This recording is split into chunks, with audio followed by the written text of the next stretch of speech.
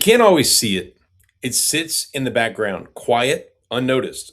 The air you breathe, the room you sleep in, the space you return to every day. For some people, it changes nothing. For others, something feels off. Energy drops, congestion builds, clarity fades. And the question becomes, is it just you or is it the environment? Because not everyone reacts the same way. Same space, different response. So today, we're not just talking about mold, we're talking about what might be influencing your body without even you realizing it. So stay tuned. Hello, everyone. It's Cameron again. I'm here with Dr. Chris Cormier, and today we're going to be talking about mold. Hello, Dr. Cormier. Hi, Cameron. Why do you think that some people feel worse at home rather than anywhere else? So I try to teach people this. Mold is everywhere, Yes. right? Spores are microscopic. We can't necessarily see those, right? And we're in South Louisiana here. I mean, and what I've discovered, we have people that come from all over. I thought it was just South Louisiana where we had mold, right? But we have people that come from everywhere. We've had people come from other countries, states, you name it, and I think it's everywhere, right? It's literally everywhere. You can't avoid it. So in your house in particular, it could be there too, right? So especially if you've got things you're not aware of. I've actually trained my nose, and I'll give you an example. We lived in a house for 17 years, and with my kids, whatever. When I was in my house, we have all these protective layers for mold that people don't know about that are all natural. We can get into discussing this stuff. But I'm one day walking in the house, and right away my nose picks up mold. I could just smell it, like a hound dog, right? And I go right to where it is. And so I go up in the attic, and sure enough, we had a pipe that was leaking in the wall, and you couldn't see it. Yeah. You couldn't see it at all. It was just a small drip, and it was causing mold. And so most people, I think, are so unaware of their bodies and unaware of different things that could be affecting you. I'm on the other side where I want to know, hey, what's affecting me and what's there? Had I just let that go in my house, then maybe we'd have had a future of all kinds of potential mold problems that could have been avoided. What do you think are some subtle signs that people can see that their environment is affecting them? So when it comes to mold, it's really a weird one, right? When mold starts to affect you, and let's just back up for a second. Okay. We want your body to be like an airport security system where it's protecting anything bad from coming in. And it knows if anything bad comes in, your body goes on guard and like, nope, you're not welcome, get out. That's the way it should work. But what ends up happening to people is you get small holes in airport security. And airport security doesn't have to be like these are the big gates, like your nose where it's an open hole, or your eyes, right? Mold spores can get in there, your ears, all these are open areas, but it can get in through your skin. There's one lady, I remember a medical doctor that did this study a while back, and she took kids in a classroom. And these kids were drawing circles and triangles and all these things, numbers, and they were all in the classroom doing it fine. She took mold and just put mold on the skin of each of them, just the tiniest little bit. They started inverting the drawings and reverse drawing the numbers. Wow. It was ridiculous. Wow. And so mold can have really big effects on our bodies if we're not careful. And we don't do the right things. Yes. What exactly is mold for somebody that doesn't understand, and where does it typically grow? So again, it likes warm, moist areas.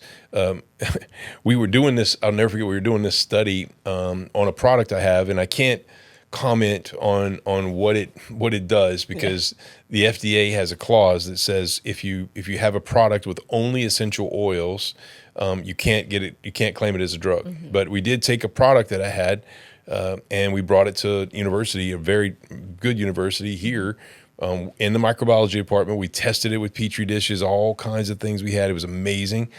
And one of the molds that we were looking at, I wanted to know what it looked like. And I was with the chief microbiologist, and I'm like, her name is Miss Penny. I was like, hey, Miss Penny, what does penicillium look like? And She kind of looks around. We're in the university's microbiology lab, okay? Okay. She looks up at the ceiling tiles and she's like, yeah, not that one, but that one over there. You see that little spot?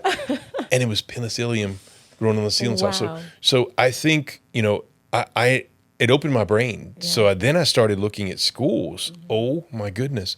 Schools have so much mold. A lot of times houses do too, and you just don't pay attention. Office buildings, even stores that you go into, it's literally around, and you can't get rid of it. It's going to be around. It's going to look for these warm, moist areas. It's going to grow in certain areas. You could even try experimenting if you want. Just put some water down somewhere, and you're going to notice mold is going to be attracted to it. Are there any symptoms that people should look out for that are often associated with poor air quality? So many, right? Just feeling off. I wish people would pay more attention to their nose, right? Yeah. Use these senses that God gave to you. I kind of talked about, me smelling that mold in my house, right? It was easy in my house because we have all these natural things we do to clean the air that we use. So when something's off in that beautiful air, we could sense it easier. But most people, I think, are just overwhelmed by so many different scents, maybe in their house, that they don't know what's good or bad. And so when it comes to this, you got to, number one, really do a good job of regulating your indoor air, because it's such a huge factor with your overall health. Agreed. Could sensitivity levels to this differ from person to person? 100%. Yeah. So again, I think we talked about this in previous podcasts, but I call it kryptonite, right? So any person on the planet can have Superman kryptonite. Yeah. So remember, Superman was this massive, superhero, obviously not a real thing, but yeah, and when he got around kryptonite, you could watch him just go weak, right? So anything on this planet, you could be strong to so many different things, and all of a sudden, at any given time, something can start to make you weak.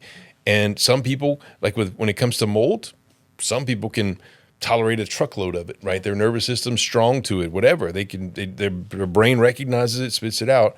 And other people can't even if I put a few spores on your skin, I mean, it just causes a massive reaction to happen.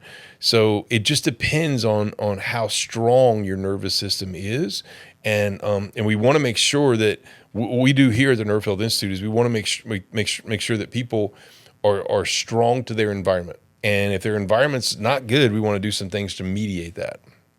How would the conventional world approach this?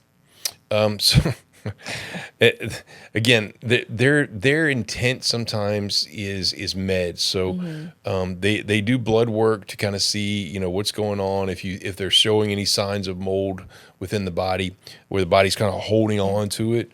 We are a completely different approach here, where we're trying to again strengthen your self-healing. Yes. So remember, this amazing body we have is the most amazing thing ever created, and it's this God-made machine with all these God-made programs.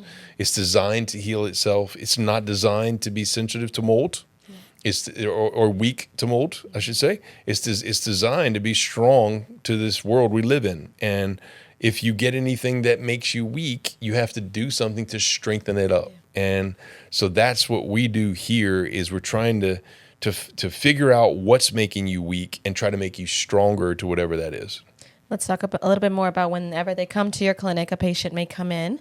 What is the first thing that you would do? First thing we do is go through and we figure out what nerves are off. Mm-hmm. And you want to think of it as make it sound so easy. But the brain and spinal cord are here. There's 88 major nerves that connect every single cell. They connect every single cell in your entire body, which is trillions of cells. So first and foremost, we want to figure out where the brain is disconnected. Where are you weak, right? If your nervous system is relatively strong, you're going to have a tough time. Mold's going to have a tough time getting in. But when this thing gets weak, it allows little things to get in. So once we figure out where your nervous system's weak, we start to strengthen it. And the brain loves this stuff because it actually starts to reconnect to the cells. And when it does that, then we want to figure out what types of mold potentially. So we have all these thousands of frequencies of vials of mold, or all the different potential things that could be affecting you, and we want to strengthen you to those things. So so we have a very specific route that we do to be able to get you stronger there. And then also we talk about cells in my OWL method, with oxygen and water and light and frequency and magnetism and detox. Like there's so much that needs to be involved depending on the level of mold toxicity and the weakness to mold, where your body is literally people that have this sometimes recruit mold in their bodies, which is the reverse of what you should be doing. You should be repelling it. Yes. You also have at-home support through body chargers. How can that help for better balance and resilience? So again, Nerve Health Institute, we have all these amazing things here to be able to help. We also have things to help with the indoor air as well. So I talked about it earlier. We have it in our Body Chargers platform. We have all these different things in our Body Chargers platform that can help you at home. And so many people just don't know what to do. They're stuck, right? Or they're online searching, and you go search online mold. You might search a million different people telling you a million different things, and you don't know what to do. And so when it comes to this, we have a clinic. I have literally been in the trenches now for almost 30 years. We have been so blessed. We've had hundreds of thousands of patient visits. Our whole mission has just been to help people. So you can imagine in that process, we've made so many discoveries, and not only discoveries to help you in the clinic, but discoveries to help you at home. And that's what we do. All the methods and techniques and devices and things that you could do to help yourself at home, we have right at your fingertips in Body Chargers. When you get to Body Chargers, that's all there for you.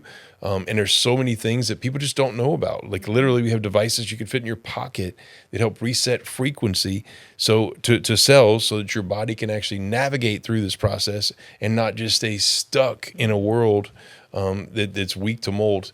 Something with this condition to pay very, very close attention to. You're never going to avoid mold. Yeah. It's going to always be around. I mean, you can have all the mold remediation in your house, which is okay to do. I'm not saying it's not. But you're still going to have it on your clothes. Like you're going to walk back in your house and it's going to be around you. You can't avoid it. So you have to do things that are going to strengthen you up, whether it's coming to our clinic and us doing some detailed analysis and trying to figure it out and make you stronger. And then going back home, we'll teach you all those things to be able to help yourself at home through our Body Chargers platform. Well, thank you very much, Dr. Cormier. That does conclude our talk for today. If this podcast spoke to you, or if you feel like you have family members or friends that have these types of conditions that could benefit from this particular technology, then all you need to do is become a Body Chargers member or tell them about Body Chargers. Remember, it's our community that I created to help people at home with the best technologies in the world to be able to help you to self-heal your body at home and maximize your self-healing. So go to Body Chargers, become a member. That's the easiest way to get this done. And we look forward to serving you and your family. Also, if you want a higher level of care, we have the Nerve Health Institute you can always come to. That's our clinic where we have higher level services here to be able to help you. So I hope you enjoy, and we look forward to serving you and your family, and look forward to our next podcast.